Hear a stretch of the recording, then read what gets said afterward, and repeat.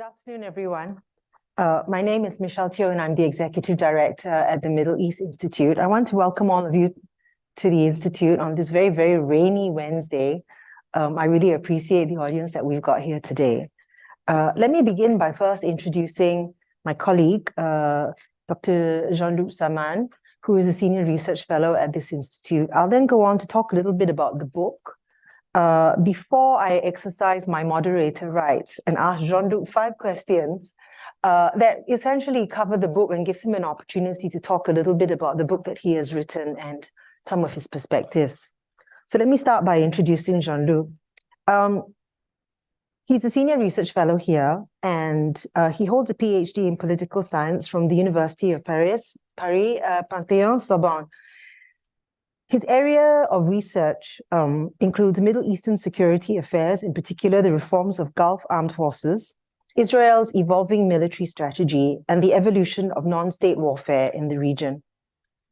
He's had quite a varied career, and it's actually an interesting career. As someone who herself is not from an academic background, it has been refreshing to actually meet someone like Jean-Loup, who first started out as a policy analyst at the French Ministry of Defense, before moving on to become an advisor at the NATO Defense College, and finally serving as an associate professor at the UAE National Defense College, which was his last job before he came and joined us at the National University of Singapore. The structure of the book, the focus of the book, of course, is military reforms. The book structure, it's an easy book to read, by the way, because I did read this book. It has 8 chapters, and he has actually gone through quite systematically to trace the history and the evolution of the military reform policies and actions that have been undertaken by the 3 countries that we look at. One is politics. The first chapter looks at the politics of military reform. The second looks at the policies that were launched. The third chapter looks at the reform of national military industries. And the fourth looks at the diversification of defense partnerships. In his 5th chapter, he addresses the ability of these countries to project power, before going on in the 6th chapter to look at the impact on society. His last 2 chapters cover the impact on multilateral arrangements. You'd have read quite a bit in the news about how they are actually diversifying their defense relationships and the impact this is having on other existing relationships that they have. In his concluding chapter, he takes a look at Yemen. And I think in the case of Yemen, you really look at how everything comes together, and you look and you can see and assess for yourself what has been the impact and the efficacy of the reform process in each of these countries. So that's essentially the book. It's a well thought out, thoughtful and insightful book. It's a very easy read. And I think it's something that's worth you all considering. You may not agree with everything that Jean-Loup said, conclusions that he comes to as his assessments in the book, but it is worth a read, and it does get you to start thinking about what is going on in the Gulf states today. So I have 5 questions for Jean-Loup, which, by the way, I'm not catching him off guard. I did give him the questions earlier on, so he's prepared for the answers. One, I've asked him, because one of the things when you read this book is he talks about strategic autonomy. And so I've asked him, what does this mean? And what does this mean vis-a-vis Saudi Arabia, Qatar, and the United Arab Emirates? The second, what has been or what was the impetus for the changes, for the reform in all these 3 countries of their military and of their strategy? The third question I ask him is, how different is this from previous attitudes to defense? And here it was very interesting to read the book, because historically there has been a different perception, and this has evolved over time, and in response to what has been developing not just within the Gulf region, but and the region around the Gulf, but also in the wider international arena. The fourth question I ask him is, how do the 3 countries differ from each other in terms of changes and progress? And I ask this question because in his book, Jean-Loup sets Saudi Arabia slightly apart from Qatar and from the UAE. And so I wanted to know in setting these apart, what was he looking at, and how does he see that they differ from each other in terms of changes and progress? And the last question is, how have the 3 fared to date? So at this point, I'm going to hand over to Jean-Loup, let him take over. We're not, as you can see, doing a traditional sort of, Jean-Loup shows PowerPoint slides and then we talk for about 30 to 45 minutes. We decided to take this slightly different approach so that he can actually talk about these different aspects or these questions that I've asked. And then I really would like to throw the floor open to all of you to ask the questions that you want to ask. Okay, so Jean-Loup, I hand over to you. Thank you very much, Michelle, for the kind introduction. It's a great pleasure to be presenting the book here at the Middle East Institute. And the challenge with any book talk is that most of the people obviously didn't read the book, so they have to understand through the content of the discussion from the speaker and the moderator how to ask questions about the book. But the five questions you raised, I think, are a good starting point to explain the origin of the book, the way I actually did the research, the investigation for the book, and the conclusion, or at least the conclusion so far on the topic.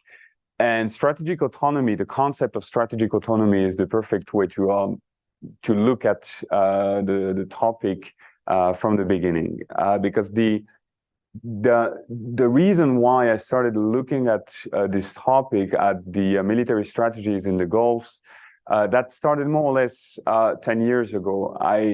As you said at the beginning, I joined NATO. I was an advisor in 2011, joined NATO when the UAE and Qatar, for the first time, were joining the NATO operations in Libya. That was quite unprecedented to have two Gulf countries that were barely seen as credible in terms of armed forces joining a major NATO operation. 4 years later, the same countries were joining Saudi Arabia for a coalition to intervene in Yemen, and this time on their own, not even with a NATO, EU, or UN umbrella. So this was a move forward in terms of military ambitions. And we've seen that in other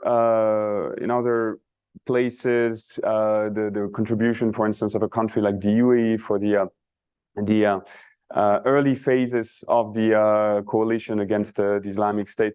So there were a lot of places, examples where these countries were clearly raising their ambitions, raising their profile in the military domain. And that led me to question the reason, the purpose of that.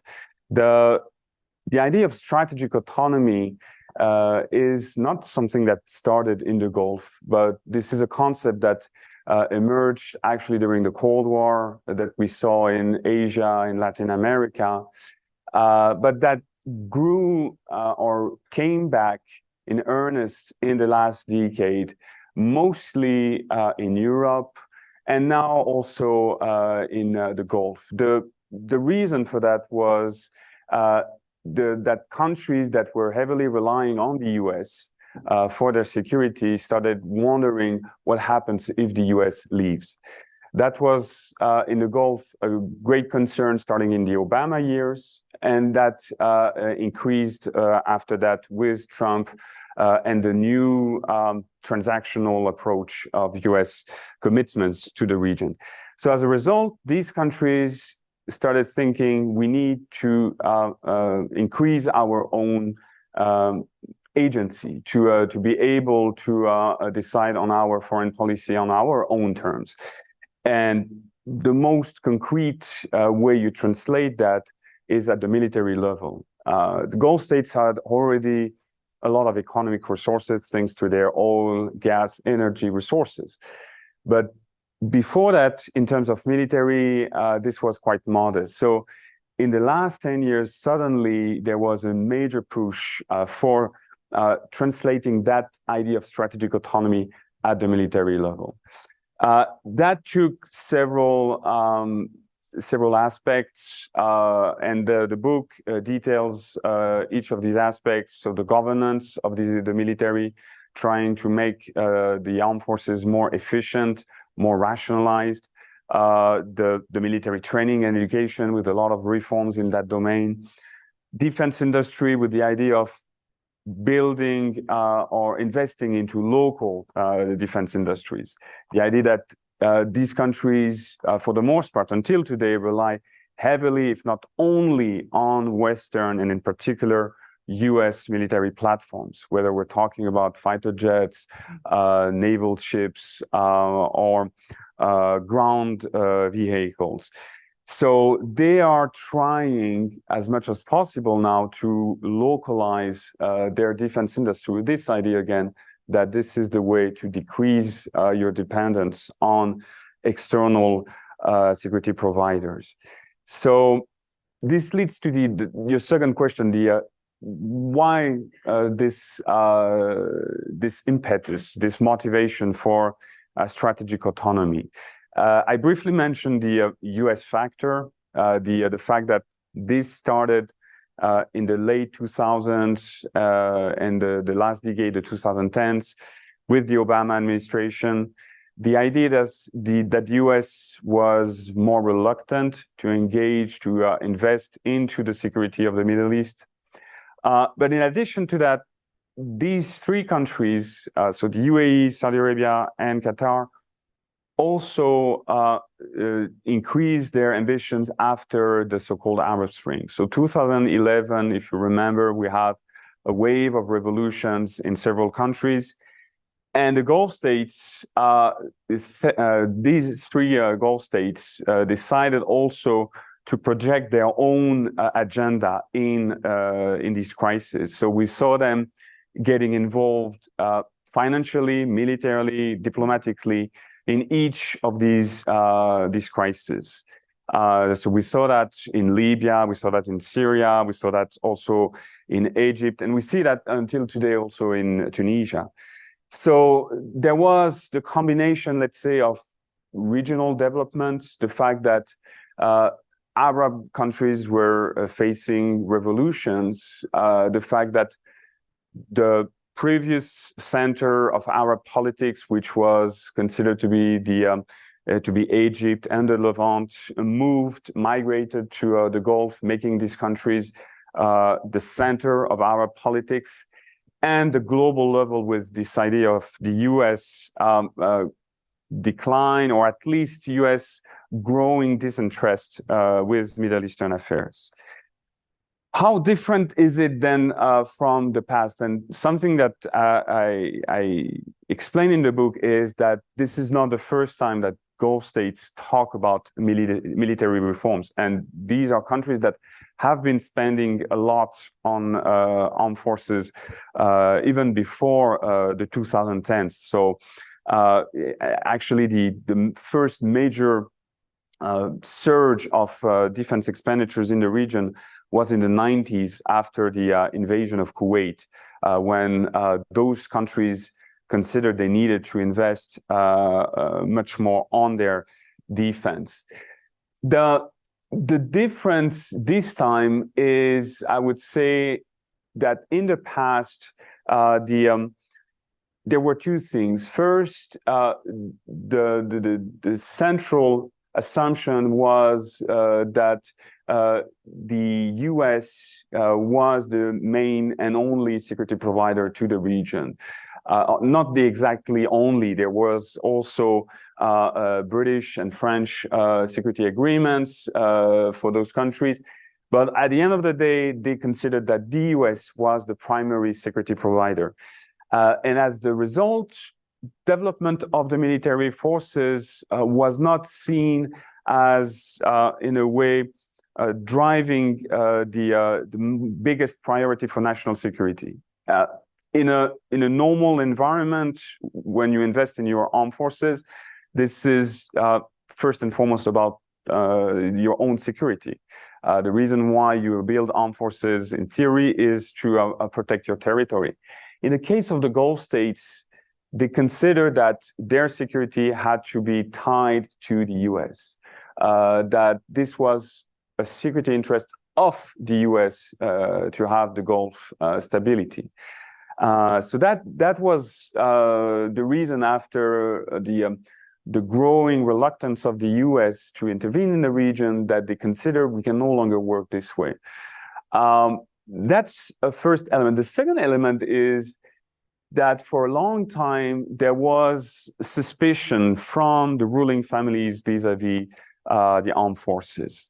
And that's a classic case of the rulers afraid that investing into the military was investing in the potential for a coup. That if you have strong militaries, that leads to the military playing a political role, and then they will topple your regime.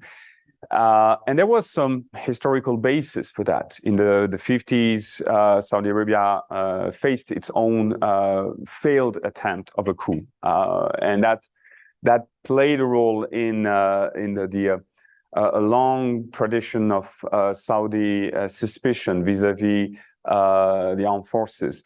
In the case of Qatar, that also played a role in the sense that the armed forces, or some parts of the armed forces in the 90s, went against the former emir, so Hamad, who's the father of the current ruler of Qatar. So very quickly on that, because not everyone is familiar, but in Qatar, you have a bloodless coup that happens in 1995, where the emir, Hamad, replaces his brother.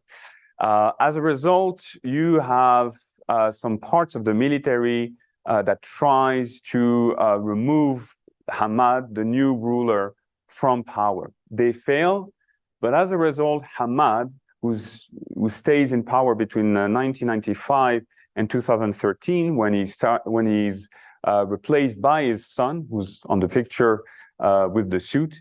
So Hamad had naturally a suspicion vis-a-vis the military. Why would you empower? What would you strengthen the military if you think that this body, this organization, could actually organize a coup against you?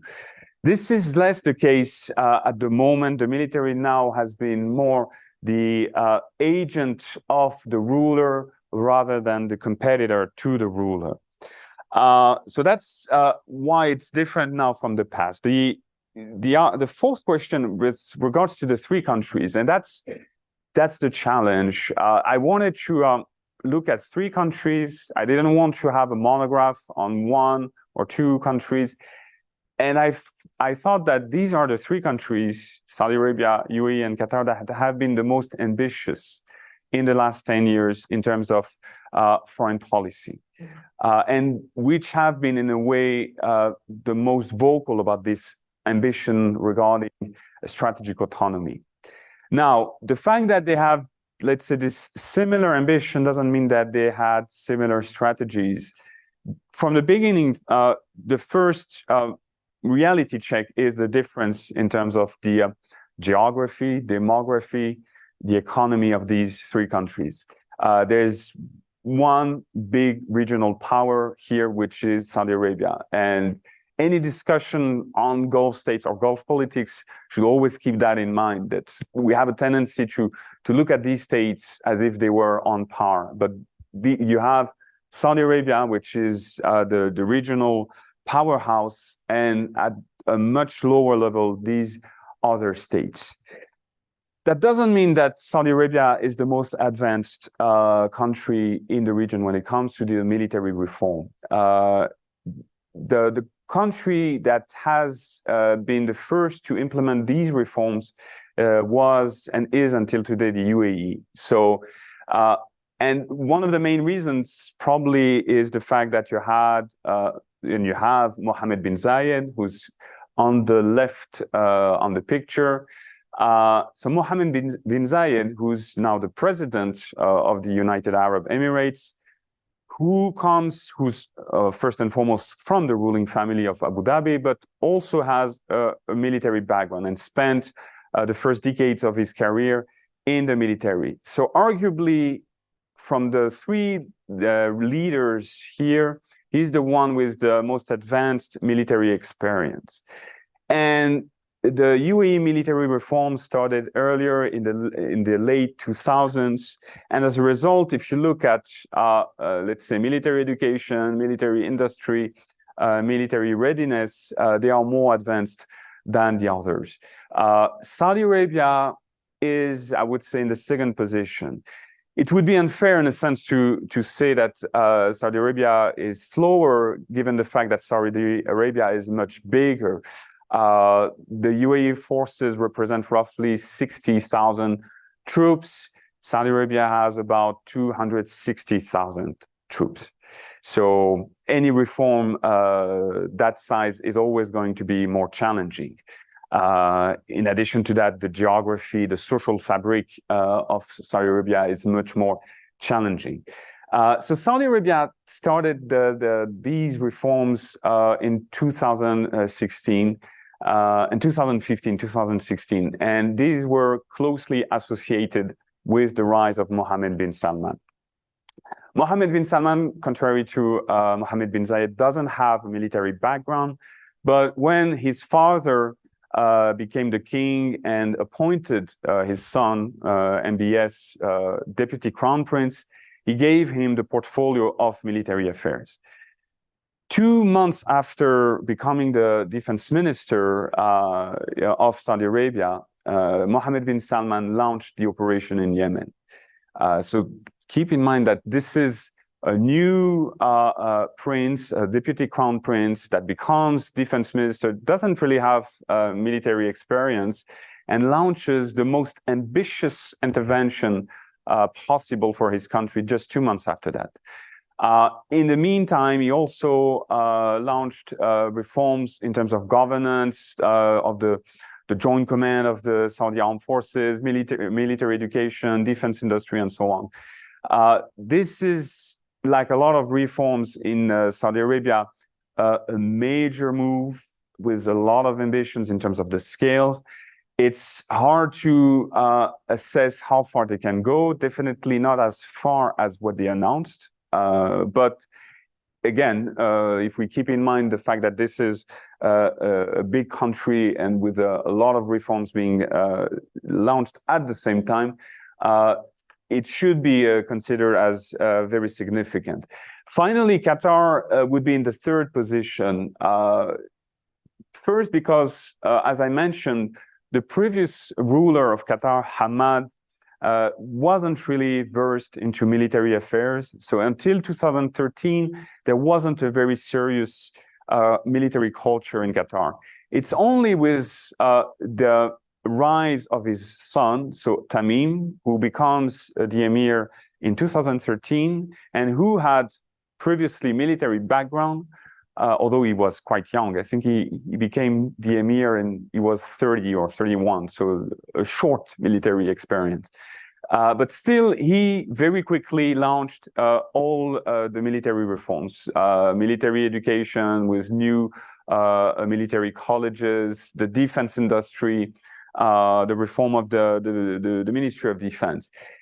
In addition to this change of culture with the new leader in 2013, the real game changer in Qatar is 2017, when you have the blockade.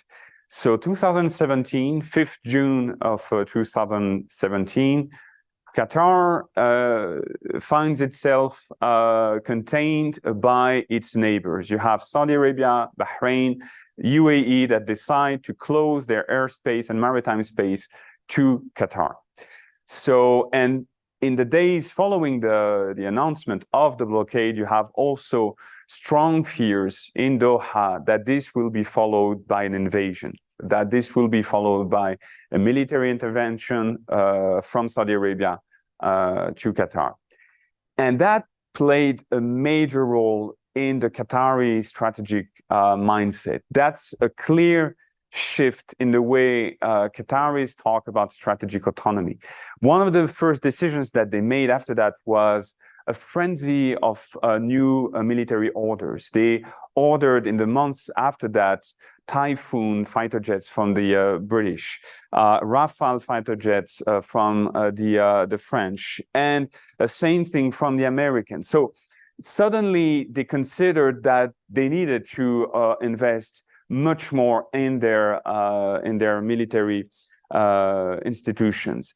So that's also a major change in the case of Qatar. But because it came much later, obviously this is at a earlier stage in terms of military achievements than the two other countries.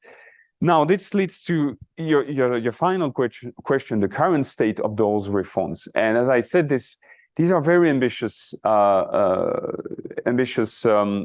projects. Gulf countries, usually when they have reforms in the military as well as in economy or culture, they are not modest. They like to brag about very lofty goals. But if we take, let's say, the Yemen war as one of the first indicators of the military effectiveness, this is a painful reality check for Gulf states. There's differences in the way each country operated in Yemen. I mean, this is a conflict that has been ongoing for more than 8 years. The UAE has performed much better than Saudi Arabia for different reasons. And if necessary, we can go back to that in more details during the Q&A. Qatar was very modestly involved. It was involved in the first 2 years of the conflict, just deployed a small number of troops, and after the blockade, obviously left the coalition. But the war in Yemen is an indicator that ultimately there's a disconnect between the military strategy, the objective of Gulf states for their military, and the realization, the implementation of that strategy on the battlefield. There are other indicators that call for, I would say, a sobering assessment. And for instance, on defense industry, it's one thing to say you want to localize your defense industry, you want to have your own platforms, your own military systems, but there's also economic constraints, and that's where you reach the limits of strategic autonomy, because not so many countries on earth today can afford to have their own defense industry, because it's a very costly initiative. So what the Gulf states are able to do at the moment is to be autonomous on some niche capabilities. And the UAE, which is more advanced on that, has been more credible, for instance, on building armored vehicles or niche capabilities like UAVs or cyber capabilities. But at the end of the day, when it comes to the most expensive, the most complex platforms, such as corvettes or let's say fighter jets, they still rely on their traditional partners. And we see there the friction or the contradiction between, let's say, these big objectives of being autonomous, of being more independent vis-a-vis the Americans, for instance, and the fact that at the end of the day, these countries still rely heavily on the US for their military equipment. That puts the US, in a sense, in an advantageous position, because the US can put pressures on these countries. And that's the reason, for instance, the US puts pressure on the UAE, telling the UAE, you want to be more independent in your foreign policy, you want to have ties with China, well, in this case, we will not sell you the F-35 fighter jet. So that's where you see the limits of this strategic autonomy ambition. I'll stop here. I'm sorry I talked way too much, but happy to continue in the discussion. No, I don't think you talked too much. It was actually very interesting. I want to come back to look at two different things, because in your book, you've got a chapter that looks at the impact on the multilateral arrangements. And then you have a question, a chapter that looks at the societal impact, right? And I thought those would be interesting to go back to talk a little bit about before I then open up the floor to questions. Yeah. Yes, so these are two reflections of this evolution of Gulf defense or strategic ambitions. With regards to military arrangements, in the past, it was quite simple in a way. You had three main players in the region. This was the US, the UK, and France, which were providing defense agreements, security arrangements to the Gulf states. In the past 10 years, things got more complex because these states, so mostly Saudi Arabia, UAE, and Qatar, added new partners. In the case of Qatar, you had suddenly Turkey opening a military base in 2014. That military base actually was one of the reasons why Saudi Arabia implemented the blockade in 2017, sorry. You have also military arrangements with India involving, for instance, maritime security exchange or counterterrorism cooperation. And maybe more importantly, you have China, which is a newcomer in terms of military relations. China was barely on the radar 10 years ago. It's still relatively modest in terms of the scale, in terms of the volume of what China does in the region. But China is more and more involved in terms of delivering military systems to these countries that most of the time Western countries do not want to give. For instance, ballistic missiles, UAVs. And we see now that China and UAE announced a month ago for the first time their first air drill together.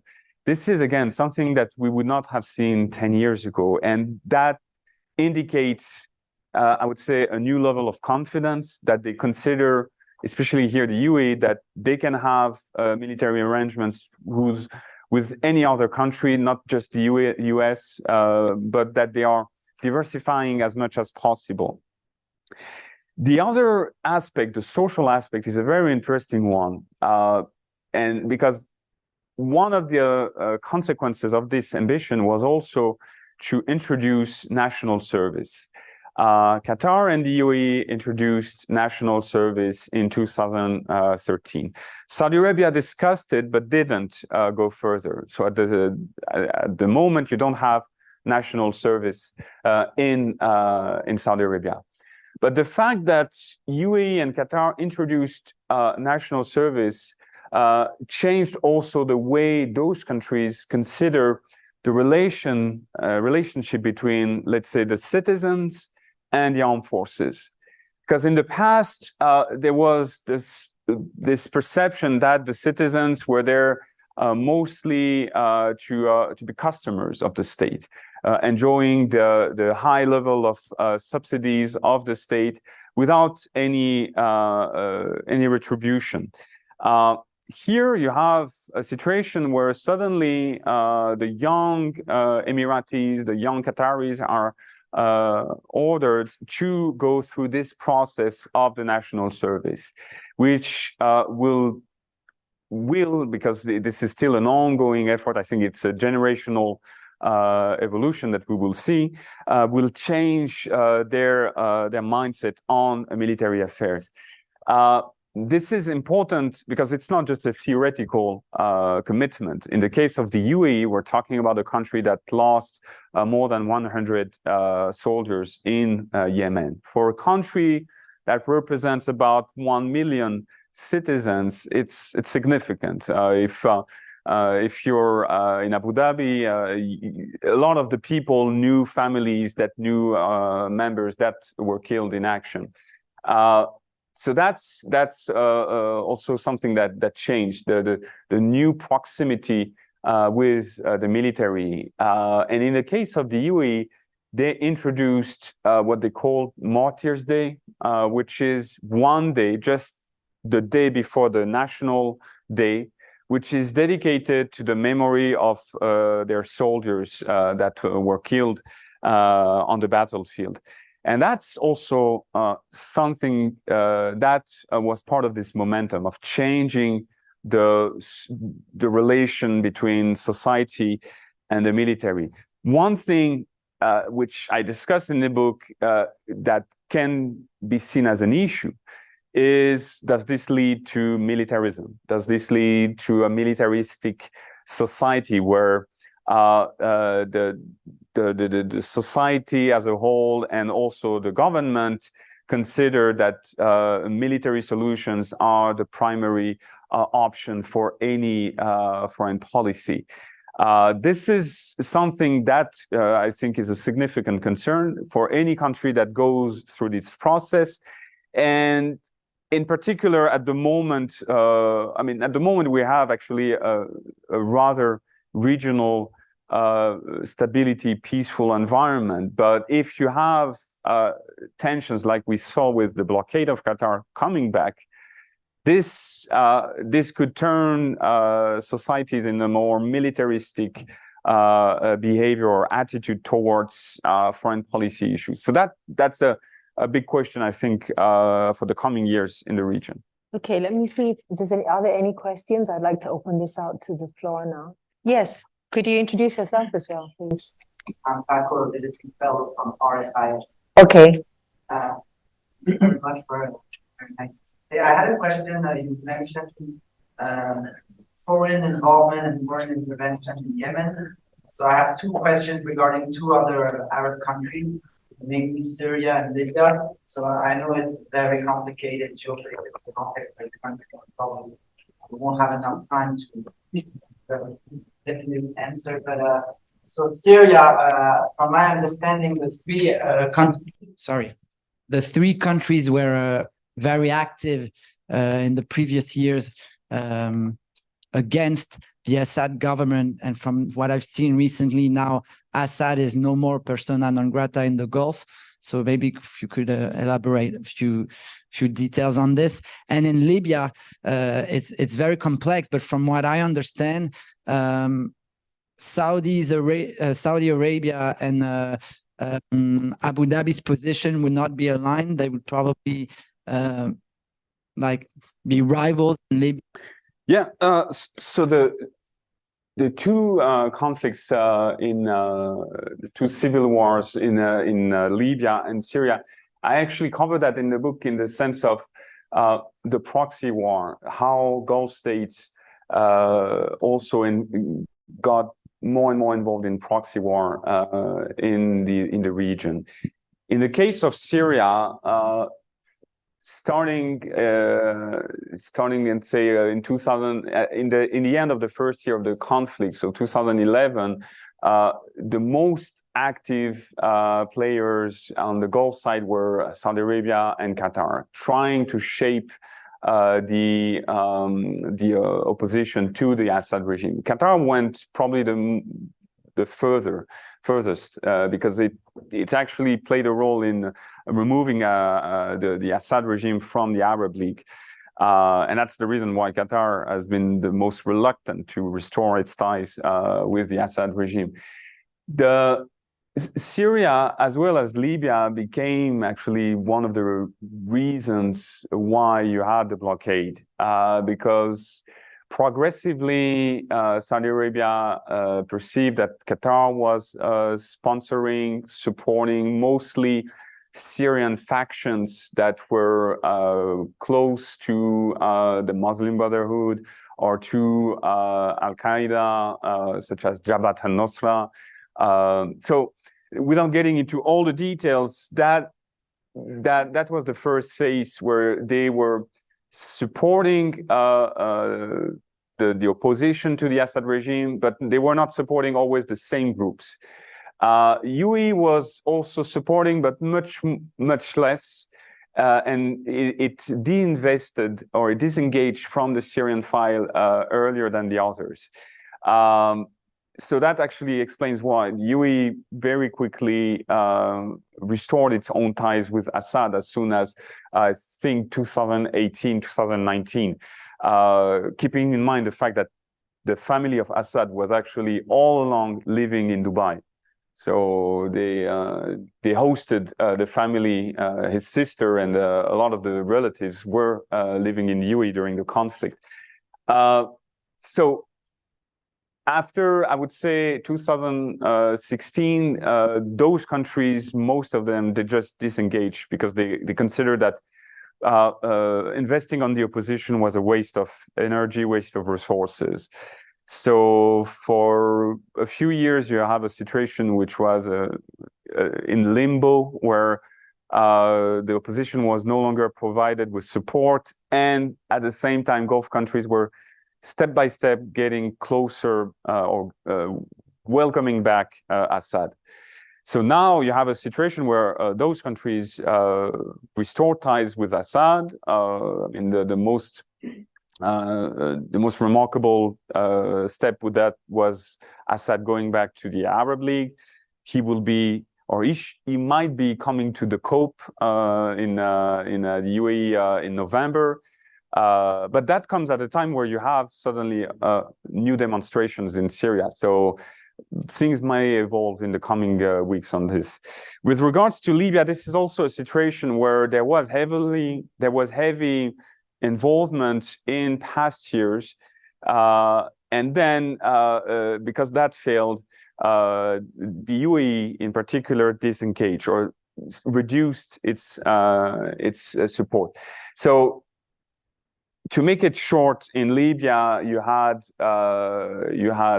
a dispute until 2020 on the battlefield between forces of Haftar, so Marshal Haftar, who was in the east, and in the west, you had the government of Tripoli. The government of Tripoli at that time, Mr. Sarraj, was the only one recognized by the UN, and was provided support from Turkey and Qatar.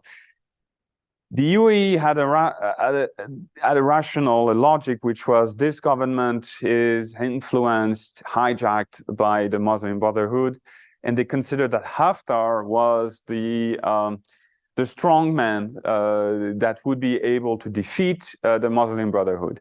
So they provided military support. They actually even transferred Chinese UAVs to Haftar. And there was reports that some UAE forces may have been on the ground providing support, but probably very limited. This was mostly as a proxy war.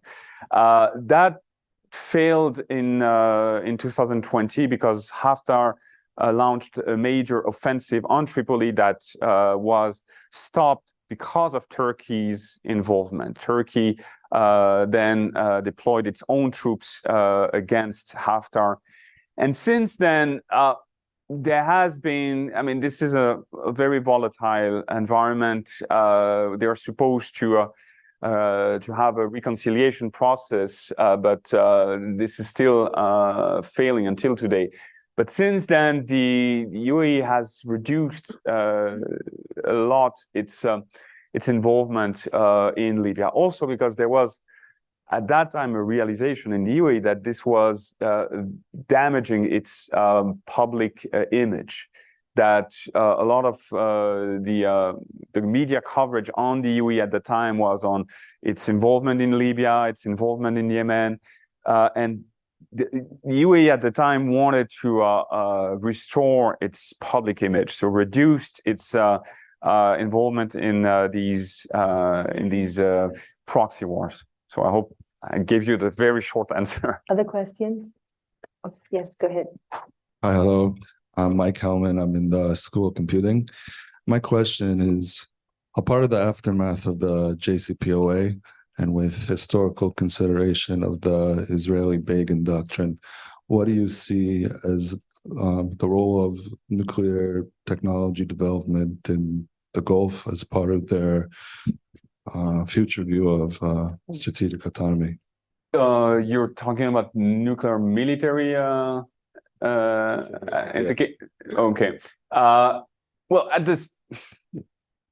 the moment, the only nuclear program, which is a civilian program that you have in the region, is the UAE program. They were able to have this program thanks to very strict provisions from the Non-Proliferation Treaty and the IAEA. This allowed them to have a US support for that. So they have nuclear plants in the Abu Dhabi Emirates through that framework. It's a civilian program. And even in the case of Saudi Arabia, which wants or is discussing the idea of launching a nuclear program, they are talking as of today of a civilian program. Now, you introduced the question of the JCPOA, so I assume you're considering what would be the reaction of these countries if in coming years, coming months, the JCPOA is officially dead, and the Iranians announced, or there is clear indications that the Iranians are a nuclear-armed country. That's the way I understand your question. In that case, if we look at history, there are two main options for these countries. Either they go for their own nuclear military program, so trying to militarize their nuclear program and to have their own nuclear weapons. It's not an easy thing because you may probably know about the fact that the level of uranium enrichment you need for military purpose is much higher than the one for civilian purpose. So it's not something that you can suddenly move overnight. Plus, there is the problem of delivery systems. How do you make sure that you have ballistic missiles that would be able to be equipped with nuclear warheads? This would probably lead to a major crisis with the US, because if we imagine this scenario, you can be sure that the US will oppose that, because that's a cascade of proliferation. Because if the UAE does it, Saudi Arabia will do it, and then we can imagine a doomsday scenario. The other option, which may be something that is currently considered, is to force the US to make new security commitments. That might be one of the things that is discussed today between the UAE, the Saudis, and the Americans. There's talks that the US is discussing with Saudi Arabia a new security agreement in exchange for normalizations of relations with Israel. It may be also because Saudi Arabia is considering the potential of a nuclear-armed Iran. In this case, another option is not to have your own program, your own nuclear weapons, but to rely on the protection of a partner. That's what we call extended deterrence, that one country extend the benefits of its nuclear weapons to you. This is also quite tricky because the US provides extended deterrence at the moment for European countries, but it does so by deploying nuclear weapons on at least 4 countries in Europe at the moment. The trick is, would this mean that the US deploy nuclear weapons? What would be the type of provisions? So in any case, these two options, that would be a major game change. It's hard to imagine the Gulf security environment the same way if we consider both options. But because again, we go back to your question, if Iran is officially considered as a nuclear-armed country, it's a major change. I mean, everything is suddenly on the table, probably in terms of security strategies. Let me just, Asif, our colleague Asif Shuja, who's a senior research fellow here. Thank you, Michelle. Thank you, Jean-Loup, for this wonderful book. In terms of strategic autonomy, you have covered, in fact, 2 major zones. One is the diversification of resources of military material. These countries have followed that dictum. The other, you have explained about the nationalization in these countries. That's the human resource. I would like you to explain if you have mentioned this in this book, even if you haven't mentioned the factor of indigenously developing the military armament within their own countries. Have they gone into that domain? And in that regard, when they diversify their military procurement from US and China, is there any weightage in terms of procuring from China that it helps them in the collaborative development? Is there a change of nature of these military collaboration? Thank you. Thank you very much, Asif. The question of the local defense industry is a key one.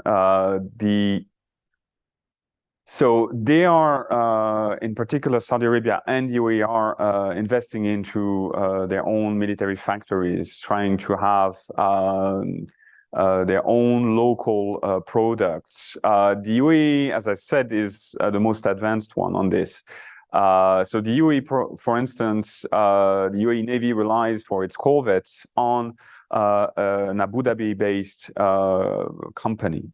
The UAE ground forces rely for armored vehicles on a UAE company.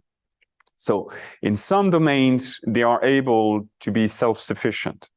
That's for the UAE, which is more advanced. In the case of Saudi Arabia, or even Qatar, which came later, they don't have that level of self-sufficiency. The problem is that you have to get the investment, so the government has to invest into the local industry. It's not just a matter of buying, it's a matter of investing into know-how, expertise, knowledge that the local community didn't cultivate for many years. So you have to create an ecosystem that didn't exist. So on some military systems, that's not easy because you need sophisticated expertise. So sometimes they rely on joint ventures with Western countries, with Western entities that provide support in the early phases of the project, and then with the idea of knowledge transfer. But till today, this is still relying on that partnership. The role of China is interesting here because Saudi Arabia announced that it would invest into its own UAE production. And to do that, Saudi Arabia announced that it would rely on partnership with China. So China is planning, I don't think they open it yet, but is planning to open a UAV factory inside Saudi Arabia. There's a similar project that was announced for the UAE last year with regards to systems, to products in the air domain, mostly for fighter jets, repair items, with Chinese involvement. So in a way, China conveniently presents these partnerships as a way to support the local move towards strategic autonomy. This is the idea of strengthening the Saudi local industry, the Emirati local industry. And actually the UAV industry, the UAV plant, I think China did that only in Pakistan. So that's not something they do everywhere. That's quite unique. Is it going to deliver? That's another question. But definitely, they are on both sides. They are trying to use the partnership with China also through that framework of being more autonomous. But at the end of the day, and coming back to your initial question, a lot of the materials, the systems that they buy from China, they first buy them because they don't get them from the West. When, for instance, Saudi Arabia and Qatar bought ballistic missiles from China, the first reason was that there is no way the US or UK or France would have provided these ballistic missiles, because the ballistic missiles we're talking about would have gone against a non-proliferation commitments of the US. And this would have also created a lot of resistance in Congress, probably because of the issue of guaranteeing Israel's security. Hi, I'm Jordan from the Econ Department. So you mentioned that these new military strategies, they're quite costly. So my question is, to what extent are these tied to revenues from natural resources? Well, they are heavily dependent on the oil and the gas rent. The UAE is the most diversified economy here, but even in the case of the UAE, a lot of the income will still rely on the rent.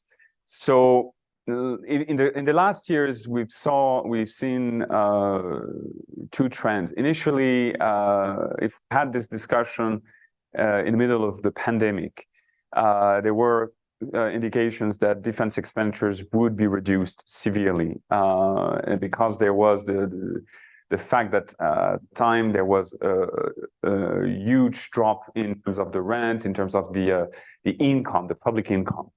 But then you had the Ukraine war, and suddenly the oil prices went up.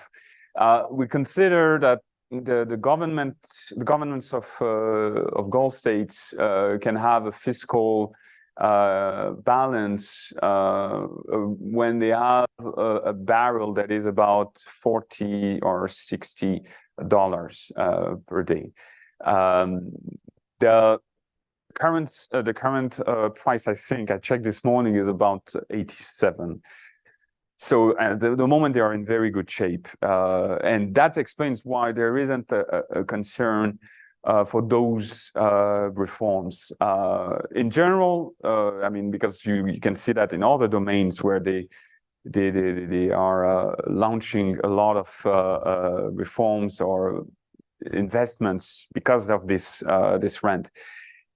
In addition to that, these are countries that traditionally were among the biggest spenders on defense. That's the biggest, the sector where the state invests the most. So Saudi Arabia's annual defense expenditure is estimated to be about $40 billion. The UAE, I mean, UAE and Qatar is a different game because we don't know exactly their expenditures. They do not disclose the numbers. We can only have a guess, and we know that the UAE would be around $20 billion per year, and Qatar $8 billion. But at the end of this is still heavily relying on the rent. Okay, let me now jump in and ask a couple of exercise my privilege again as moderator. There are two things that interested me, because when I was reading your book, you did talk, and you did address this again just now in this response, which is the difficulty in getting access to information, right? I think that is probably quite typical across the globe, but I suspect more pronounced in the Gulf, at a point where I think the countries are rather sensitive about their spending and what they are actually doing. That's one question. So it's really the question of how did you, as a researcher, get the information that you needed to get? Because I recognize that even when you do the field work, you can't always get the answers that you need.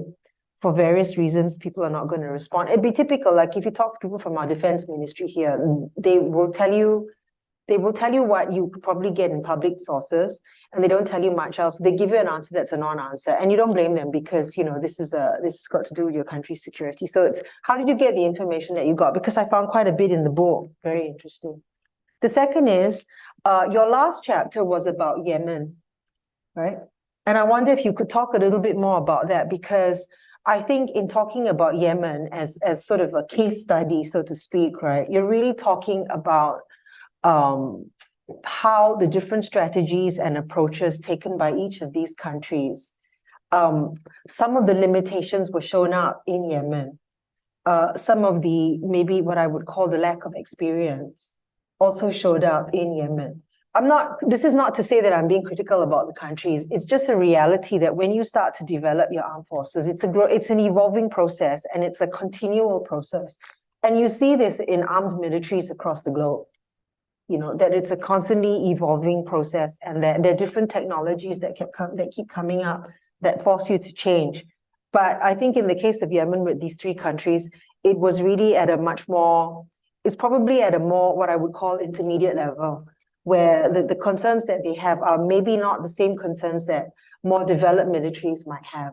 Yeah, so I mean, the first question is an important one, because everyone probably wonders how you can do this type of research in the Gulf or the Middle East, which is probably one of the most sensitive places.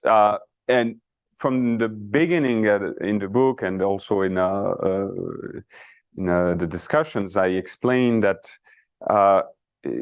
there's nothing classified, obviously, in the book. This relies on data which was made public, but it's also heavily relying on my professional experience. As you mentioned at the beginning, before moving to NUS, I spent 10 years basically working in a military environment as a civilian, but first with NATO, where I was in contact with Saudi, Emirati, Qatari officers very regularly. That created a sense of informal discussions that would have not been possible otherwise. And after that, I moved to Abu Dhabi to work for the UAE National Defense College, which is in a way an object of the book. It's part of this idea of strategic autonomy, and there as well, in a sense, on a daily basis, this created this access. So this honestly would not have been possible if I had done the research, let's say, as a French PhD student who travels to Riyadh or to Abu Dhabi and tries for a few weeks to arrange meetings. Unfortunately, this is getting more and more difficult. As you mentioned, this by nature, defense, military affairs are not transparent. There's an element that relates to national security that you cannot remove, and that will always put constraints for researchers. But I think combining the public data, especially, for instance, on defense industry, which is not something that can be completely hidden, but also through the interviews and the field work, I was able to capture, let's say, the big trends. Again, as I said here, and I mentioned it in the book, there are elements that we don't know. For instance, we don't know the official numbers on the defense expenditures of those countries. We can make a guess, but we don't know. But that's the case also for China. That's something we don't know exactly how much China is spending on its own military expenditures. But to acknowledge that this is definitely a big challenge. Before this book, I worked on Israel's foreign policy for the previous one, and Israel, for all its defaults, is a much easier environment when you're looking at data, and people in Israel like to talk much more than in the Gulf. So that was easier, definitely. Regarding your second question, Yemen, and the reason I wanted to have a chapter on Yemen at the end is almost because it felt like a Shakespeare's play. Like you have at the beginning of the story these big ambitions from Saudi Arabia, from those princes, and at the end you have a kind of humanitarian tragedy where you see hubris taking with the consequences of their ambitions. I also found the Yemen crisis remarkable, or let's say remarkable for the case study, because initially, when I was working in the UAE in 2007, when I arrived in Abu Dhabi, I remember in 2016, a lot of the things I heard from US, French officers were very positive assessments. This was a time where everyone was saying the UAE is little Sparta, UAE is doing a fantastic job, probably at the same level as the most advanced NATO countries, and so on.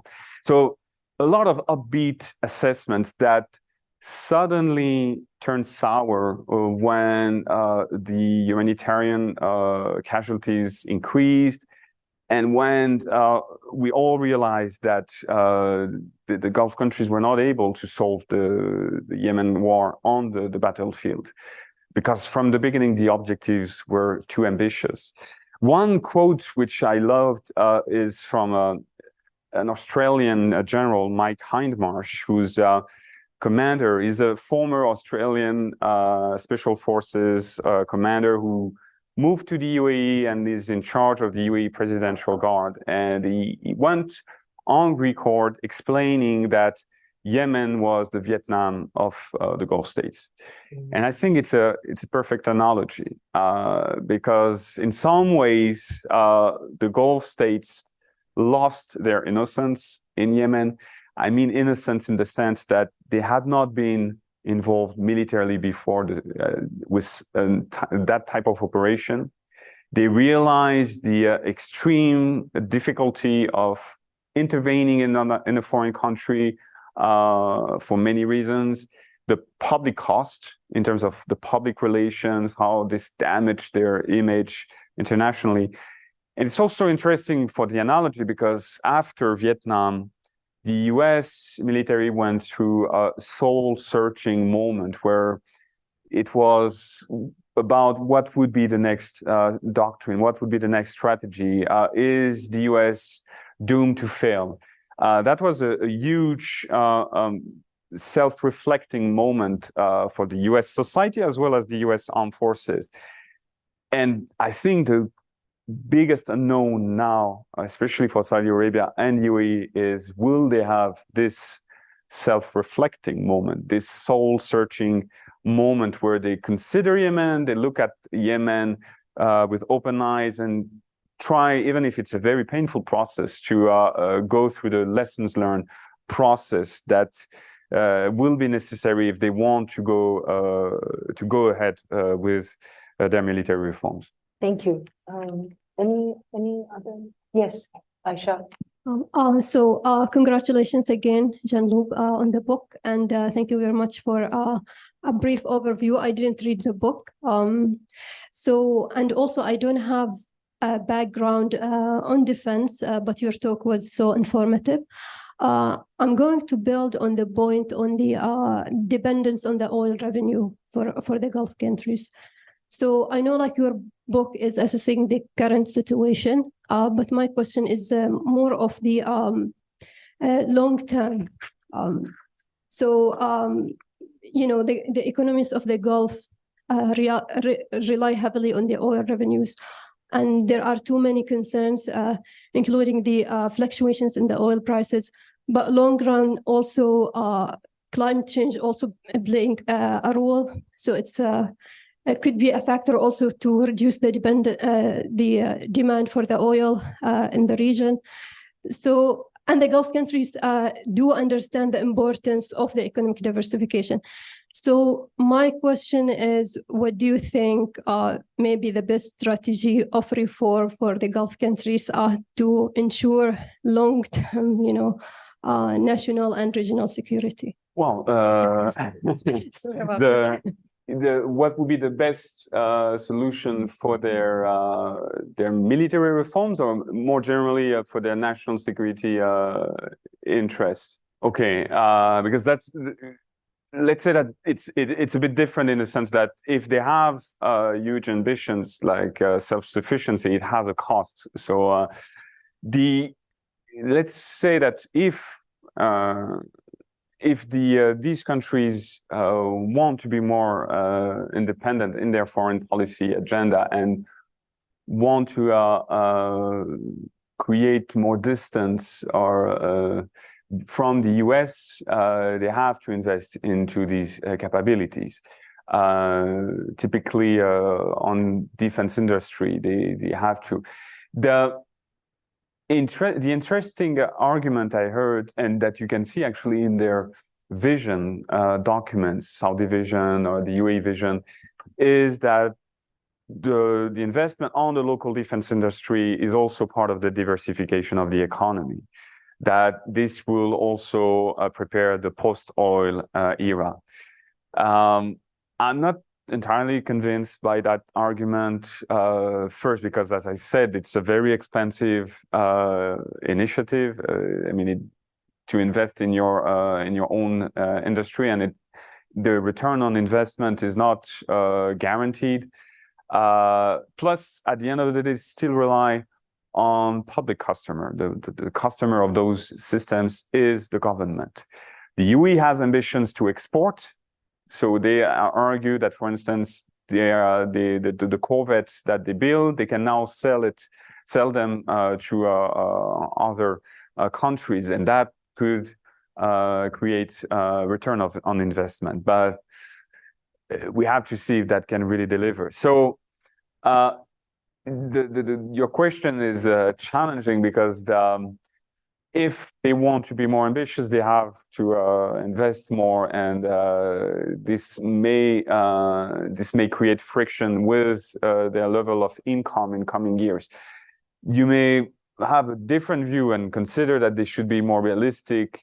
And some countries, actually, I mean, I talk about these three countries, but Bahrain, Kuwait, and Oman have in a way a less ambitious foreign policy agenda. Bahrain has not this delusion of having its own foreign policy, because Bahrain is heavily dependent on economic support from the other countries. Kuwait has the economic resources, but remains very quiet. It sticks to its traditional foreign policy. This may be also because the leadership is not the same type of leadership than in those three countries. But at the end of the day, if the answer is heavily dependent on the way they consider their national security interest, and in the three countries, they consider their national security interests more and more involves their ability to decide by themselves. So meaning that they want to be able tomorrow to go to Beijing, to Moscow, without fearing any punishment from the US. So I don't know if that answers your question. Okay, if there's no more questions, let me thank Jean-Loup for talking continually from 4:30 till now. I'd encourage you all to get the book. It's quite an interesting read, and it's really quite thoughtful. I'd say a few things in concluding. I think what you see from this book, and I think Jean-Loup probably shares this sense, which is that they have set themselves now on a path that they're not going to revert. They're going to keep moving forward. The question is the perspectives and the ambition. I think increasingly they will realize what many of us in Southeast Asia have realized, that only we are responsible for our own defense, you know. And if you're not prepared to look after yourself, you're not, no one is going to come to your assistance, you know. And I suspect that these three Gulf states have started to realize that. I don't think it's necessarily a bad thing that they want to have some level of autonomy, and have become a little bit more assertive about their multilateral arrangements. You know, they also have to face the new reality of a much more transactional America, where you know, they have not moved their fixed assets. They're still in the region, right? But they are less engaged than they may have been prior to all this, maybe because existentially this is not a real threat for them, you know. I think if you we only looked at the Gulf states, but I think if you look at Israel, you will see that they are facing a similar conundrum. Because, I mean, I think essentially the Americans have said, you all must take more responsibility for what goes on in this region. And I don't think that's an unfair perspective to have. You talked about Vietnam, and I think Vietnam was a searing and traumatic experience for the Americans in this part of the world. And a lot of changes in our history in Southeast Asia occurred as a consequence of that. So I hope Yemen doesn't turn out that way for them, but I do think that the path that they've set themselves on is not a path that they will easily pull back from. I think they will keep moving forward. How they do it and the direction they do will be interesting to see. So please join me in thanking Jean-Loup. And I want to thank all of you for making the effort to make the trek all the way here in this really rotten weather to come for this talk. I hope you will join us at subsequent events. If you're on our mailing list, you'll probably get all the mailers. But please join me once more in thanking Jean-Loup. Thank you, Jean.